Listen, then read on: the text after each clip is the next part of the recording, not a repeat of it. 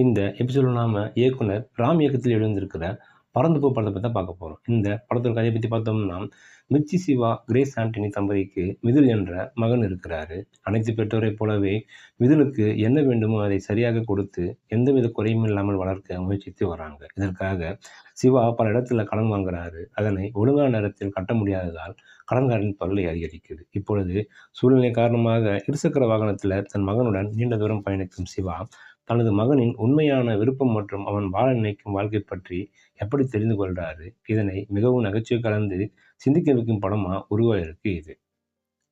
கோகுல் என்ற கதாபாத்திரத்துல தந்தையார் நடித்திருக்கும் சிவா அவருக்கே உரிய உடல் மொழி மற்றும் டைமிங் வசனங்கள் மூலம் மக்களை சிரிக்க வைக்கிறாரு. சிவாவின் மகன் நடித்திருக்கும் மிதுல் ரேயான் வயதுக்கு ஏற்ற குறும்புத்தனத்தால் பார்வையாளர்களை கவர்றாரு. சிறப்பு தோட்டத்தில் நடித்திருக்கும் அஞ்சலி அஜு வர்கீஸ் கொடுத்த கதாபாத்திரத்தை நியாயத்திற்கான சொல்லலாம். விஜய் யேசுதாஸ், சிறுமி ஜெஸ்குக்கு, தியா, ஸ்ரீஜா ரவி, பாலாஜி சக்திவேல், தேஜஸ்வினி மற்றும் சில சிறுவர்கள் என தந்தை மகன் பயணத்தில் தலைக்காட்டர்களாக இருந்தாலும் பார்வையாளர்கள் மனதில் நின்று விட்டான்னு சொல்லலாம். நாம் சாதாரணமாக கடந்து செல்லும் மலைகள், மரங்கள், குளங்கள், பழங்காலத்து சாலை மண்டபம் என அனைத்தையுமே ரசிக்கும்படி காட்சிப்படுத்தியிருக்கிறாரு என்.கே. ஏகாம்பரம். இசையமைப்பாளர் சந்தோஷ் தயாநிதியின் இசையில பாடல்கள் அனைத்தும் பாடல்களாக அல்லாமல் வசனங்களாக மனதை வருடுது. யுவன் சங்கர் ராஜாவின் பின்னணி இசை நேர்த்தியா இருக்குன்னு சொல்லலாம். சுமார் 18 பாடல்கள் படத்தில் இருந்தாலும் அதை ரசிக்கும்படி திரைக்கதையுடன் அழகா இணைச்சிருக்காருன்னு சொல்லலாம்.